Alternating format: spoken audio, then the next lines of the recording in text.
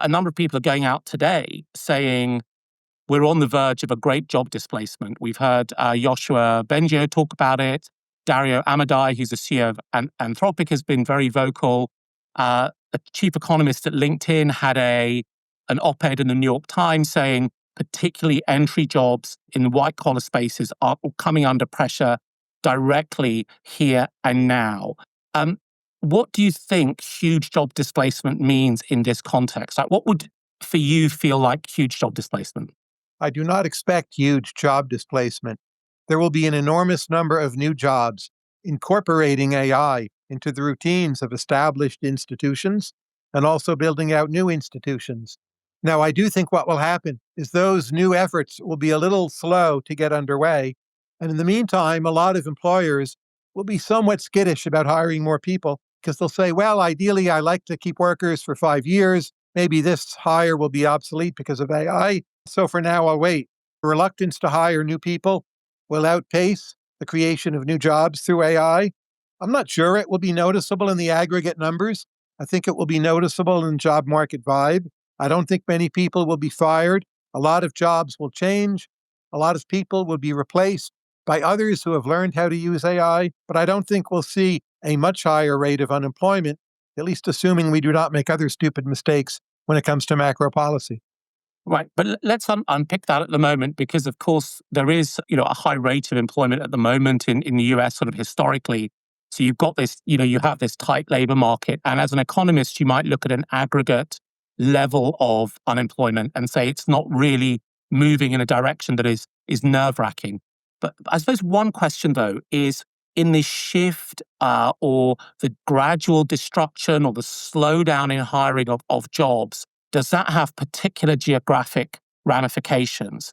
And is the creation of the new job something that takes a little bit too long to evolve, right? That effectively the economy, of course, can absorb and create all sorts of new jobs, but that's dependent on entrepreneurialism. It's dependent on businesses changing the way they hire. So I see these two little gaps emerging, one of which is that there may be places in the US and, of course, the UK and other countries where the slowdown in hiring or whatever limited layoffs there are quite concentrated. New jobs are created elsewhere and they take a little bit of time, and that creates a sort of uncomfortable gap. I agree with that. I think parts of each of our countries where you have a lot of young, recent college graduates entering the market for the first time, that's where the negative impact will be the strongest. I have a decent sense where that is in America. You would know better about the UK, but that's exactly where I think it will show up. So where are those hotspots in the US? Well, there's plenty of people. Say you graduate from Berkeley, UC Berkeley, which is an excellent school. A lot of those people want to stay in the Bay Area, and I'm not sure they'll all be able to get the jobs they're looking for, and that will for them be a problem. Again, I'm unsure how much it will show up in the aggregates, but that's a place, there's an outflux every year. They want to hang around. They're not, for the most part, looking to move like from Berkeley to Nashville, and it may be tough. The fact that we're hiring more carpenters, more gardeners, more salespeople, whatever, because we have more wealth, again, could lag behind those negative impacts, and I expect they will. I think we're producing a generation of students who will go out on the labor market and be quite unprepared for what they're expected to do.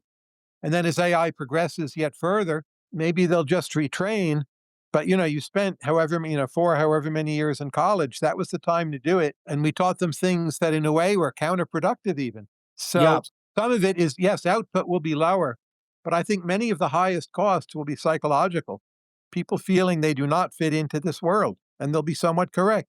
Are we even measuring the right thing with GDP as we move into a world with AI and there's a greater substitutability of human labor for machine labor? I mean, there has been a long-standing debate amongst economists that, in a digital world replete with intangibles and services and computers that get better every year but stay the same price, that GDP isn't quite capturing the purpose of the economy. But there seems to be such institutional inertia behind it. It's the measure we use. Are we even talking about the right thing when we talk about economic growth in GDP terms, or are we just talking about the convenient thing? I think GDP is an underrated metric.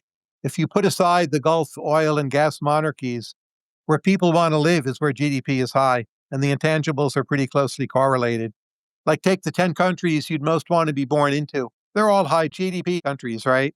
Now you could say, well, Singapore is a bit rich and they're a bit less happy. Maybe, Finland, GDP is a little lower. They're a bit more happy. I'd agree with those points, but I don't think the differences are that large. So you don't think that in a world where we may see increasing share of national income moving towards capital, right? Building on this trend that we've seen in the US and the West over the last 50 years, where effectively national income has about 10 points of it has moved from labor to capital. Does that trend continue in an AI world? And if it does it create issues? There are a lot of different issues in what you raise. The previous trend, it depends on whether you count Mark Zuckerberg as labor or capital. If you count as labor, but just a very well paid laborer, there hasn't been much of a change. But I would say it's not clear that AI will concentrate more wealth in the hands of capital. The AI could easily become commodified. We have a lot of open source. There's potential competition from China. Those companies right now are not making money. There's a number of papers that show those who benefit from the AI service itself are often lower achievers who now can write a good essay or write a good letter. I'm not sure that's how it will remain as time passes. I'm not sure it goes in the other direction. Sometimes I think the real winners are people who have bought high quality land, because AI may substitute for capital and or labor, but it really cannot take the place of land. But I would just have a high degree of uncertainty as to where the incidence will fall. We should worry about this, but I would say not leap to conclusions. Thanks for listening all the way to the end. If you want to know when the next conversation is released, just hit subscribe wherever you're listening. That's all for now, and I'll catch you next time.